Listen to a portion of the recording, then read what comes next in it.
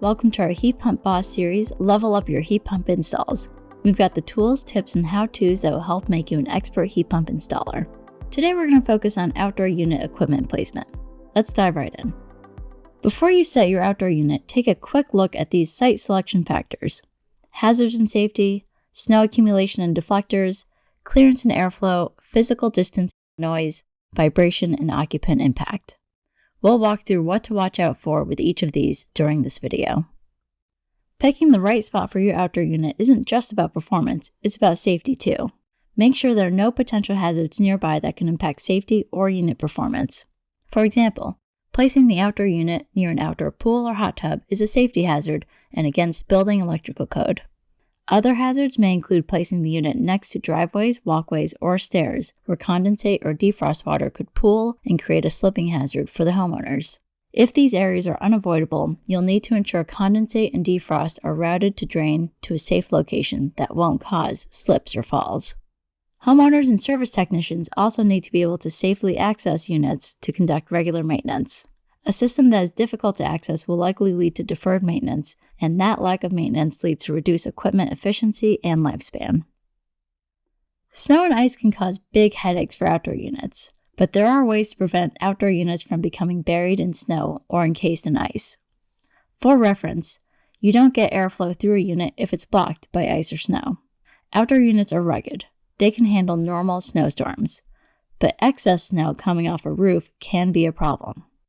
Some snow slides carry so much force as to knock units off their stands. Even without big slides, recently melted snow can slough off a roof, land on the unit that's in the shade, and refreeze, encasing it in ice. This is especially problematic with vertical discharge units, where that snowdrip is going right onto the fan and coils. The best location for all of this is always on a gable end, where the only concern is getting the unit above the region's winter snow line with mounting brackets, wall brackets, or blocks. In New York, that could be anywhere from 6 to 24 inches above the ground. The next best option is under a tall deck or porch with plenty of clearances but no snow accumulation or roof dump. Just make sure the deck slats won't drip thawed snow onto the unit where it might refreeze and encase it in ice. If you must place it on the eave end, you can't rely on gutters as the only protection. Tuck it completely under the drip line of a deep eave, ensuring clearance from the wall for airflow, or install a snow deflector. There are quite a few products available to keep roof slides or snow drips off of eave-end outdoor units. Some are wall-mounted awnings, others are simply angled deflectors you put right on top of a suitcase-style unit. Clean Heat Connect offers a resource that has a range of snow protection options, with prices ranging from high to low. The Clean Heat Connect website provides photos and links to each product. These resources can help you determine when a snow deflector is necessary and to choose the right solution for your installation. It's harder to protect vertical discharge systems because they need plenty of clearance above the unit to let exhaust air flow up and away. If you block that with an awning or shield, the exhaust air bounces back to the ground, where it gets pulled back through the coils, reducing efficiency and capacity. There are two products that can work. One is snow diverters, which have a funnel-shaped device between the shield and the fan. This pushes the air outward instead of down.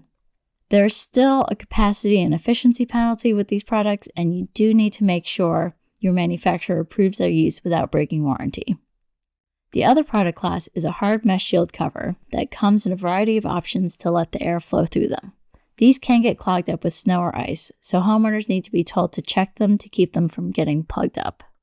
The outdoor unit needs room to breathe, so there needs to be sufficient clearance around the unit for effective heat exchange between the air and refrigerant. If there are shrubs or greenery or other obstructions around the unit, they can prevent it from being able to effectively and efficiently extract and expel heat from the air. The fan will have to work harder and the system will have to use more energy. So, when possible, place the unit away from any of these obstructions or areas where there is potential for overgrowth to avoid additional maintenance for the homeowner. When picking out a location for the outdoor unit, always check the manufacturer's minimum and maximum refrigerant line length limits. Verify that the distance the refrigerant line runs from the inside unit to the outdoor unit adheres to the manufacturer's specifications. Think about how the line sets are going to be supported. how the line heights are going to be routed and may appear, all while minimizing the number of bends needed to attach the indoor unit to the outdoor unit. And don't forget to plan for the electrical setup. Be sure to consider where the electrical main wiring will have to enter the building.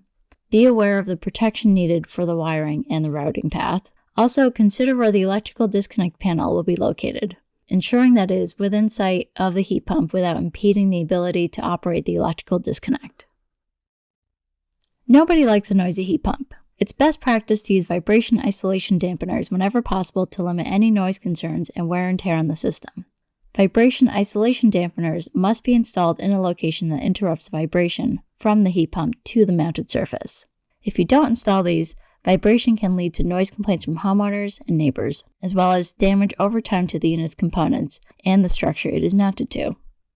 Heat pumps typically generate 40 to 70 decibels of noise, without excess vibration that is no louder than a dishwasher or a refrigerator.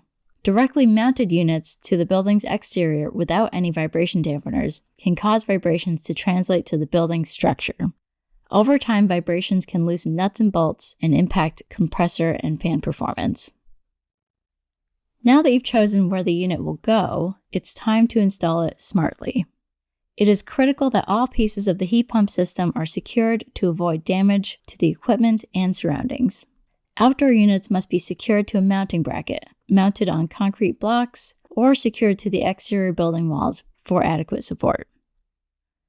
Contractors should consider installing concrete pads for outdoor units in all scenarios to ensure the unit stays balanced and sturdy over the course of the equipment's lifespan.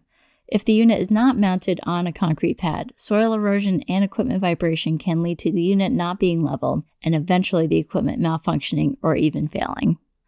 Contractors should also consider bolting the unit down for additional security and support, although this is currently only required in states with higher risk of hurricane and seismic activity. Verify the outdoor unit is installed level. Many installers believe that the unit should be slightly off level to help drain the condensate, but this is incorrect. If the unit is not level, it can lead to vibration, compressor issues, fan issues, and condensate drainage pooling.